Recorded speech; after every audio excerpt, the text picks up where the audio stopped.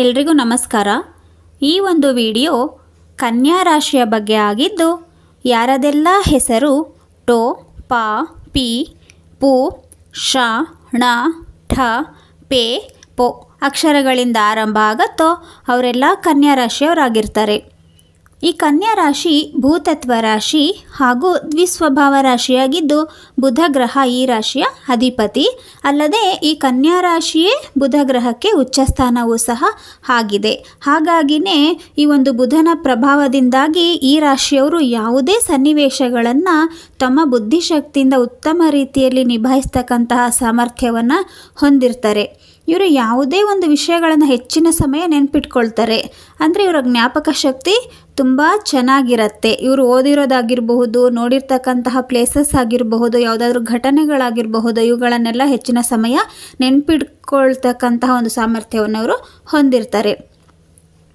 ಇವರು ಯಾವುದೇ ವಿಚಾರಗಳನ್ನು ಯಾರಾದರೂ ಹೇಳಿದ್ರೆ ಅದನ್ನು ಸುಮ್ಮನೆ ಒಪ್ಕೊಳ್ಳಲ್ಲ. ಅದನ್ನು ವಿಮರ್ಶೆ ಮಾಡಿ ನಂತರನೇ ಒಂದು ನಿರ್ಧಾರವನ್ನು ತೆಗೆದುಕೊಳ್ತಾರೆ. ಇವರಿಗೆ ಗಣಿತ ಮತ್ತು ವಿಜ್ಞಾನ ವಿಷಯಗಳಲ್ಲಿ ವಿಶೇಷವಾದ ಆಸಕ್ತಿ ಇರುತ್ತೆ. ಹಾಗೂ ಇವರು ಪ್ರಾಕ್ಟಿಕಲ್ ಆಗಿರ್ತಾರೆ. ಈ ಕನ್ಯಾ ರಾಶಿಯವರು ತುಂಬ ಶಿಸ್ತುಬದ್ಧ ಜೀವನವನ್ನು ನಡೆಸಲಿಕ್ಕೆ ಇಷ್ಟಪಡ್ತಾರೆ. ಅಂದರೆ ಇವರಿಗೆ ಮನೆಯಲ್ಲಾಗಲಿ ಅಥವಾ ಆಫೀಸಲ್ಲಾಗಲಿ ಅಥವಾ ಇವರು ಎಲ್ಲೇ ಇರಲಿ, ಇವರು ಇರೋ ಕಡೆ ವಸ್ತುಗಳು ತುಂಬ ಆರ್ಗನೈಸ್ ಆಗಿ ಇರಬೇಕು ಅಂತ ಹೇಳಿ ಇವರು ಇಷ್ಟಪಡ್ತಾರೆ. ಅಂದರೆ ಎಲ್ಲಂದರಲ್ಲಿ ಚೆಲ್ಲಪಿಲ್ಲಿ ಆಗಿದ್ದರೆ ಇವರು ಅದನ್ನು ಸಹಿಸ್ಕೊಳ್ಳಲ್ಲ.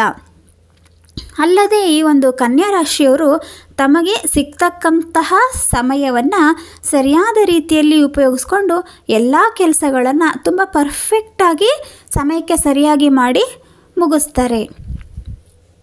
ಇವರ ಒಂದು ಕಮ್ಯುನಿಕೇಷನ್ ತುಂಬ ಚೆನ್ನಾಗಿರುತ್ತೆ. ಇವರು ಅಂದರೆ ಯಾವಾಗ ಯಾರ ಜೊತೆ ಎಷ್ಟು ಮಾತನಾಡಬೇಕು ಅನ್ನುವ ಒಂದು ಕಲೆಯನ್ನು, ಒಂದು ಜ್ಞಾನವನ್ನು ಇವರು ಹೊಂದಿರ್ತಾರೆ. ಅಂದರೆ ಹೇಗಂದ್ರೆ ಹಾಗೆ ಬಾಯಿಗೆ ಬಂದಾಗ ಸುಮ್ಮನೆ ಮಾತಾಡ್ತಾನೆ ಇರಲ್ಲ, ಮಾತಾಡ್ತಾರೆ. ಅಂದರೆ ಎಷ್ಟು ಬೇಕೋ ಅಷ್ಟು ಸಮಯಕ್ಕೆ ಸರಿಯಾಗಿ ಮಾತಾಡ್ತಾರೆ. ಇವರು ತಮ್ಮ ಆರೋಗ್ಯ ಮತ್ತು ಸೌಂದರ್ಯಕ್ಕೆ ಹೆಚ್ಚಿನ ಆದ್ಯತೆಯನ್ನು ಕೊಡೋದ್ರಿಂದಾಗಿ ಇವರು ಆಹಾರದ ವಿಷಯದಲ್ಲಿ ತುಂಬ ಕಾನ್ಷಿಯಸ್ ಆಗಿರ್ತಾರೆ. ಅಂದರೆ ಹೇಗಂದರೆ ಹಾಗೆ ಸಿಕ್ಕ ಕಡೆ ಸಿಕ್ಕಿದ್ದನ್ನೆಲ್ಲ ತಿನ್ಕೊಂಡು ಆರೋಗ್ಯವನ್ನು ಹಾಳು ಮಾಡ್ಕೊಳ್ಳಲ್ಲ. ಎಣ್ಣೆ ಅಂಶ ಕಡಿಮೆ ಇರತಕ್ಕಂತಹ ಹಾಗೂ ಹಸಿರು ತರಕಾರಿ ಮತ್ತು ಹಣ್ಣುಗಳನ್ನು ಹೆಚ್ಚಾಗಿ ಸೇವಿಸಲಿಕ್ಕೆ ಇಷ್ಟಪಡ್ತಾರೆ. ಇವರು ತಮ್ಮ ಪ್ರೀತಿ ಪಾತ್ರರೊಂದಿಗೆ ತುಂಬ ನಿಷ್ಠೆಯಿಂದ ಇರ್ತಾರೆ. ಯಾವುದೇ ಕಾರಣಕ್ಕೂ ಸಹ ಅವರಿಗೆ ಸುಳ್ಳು ಹೇಳೋದಾಗಲಿ, ಮೋಸ ಮಾಡೋದಾಗಲಿ ಇಂತಹದ್ರ ಬಗ್ಗೆ ಅವರು ಯೋಚನೆಯೂ ಸಹ ಮಾಡೋದಿಲ್ಲ.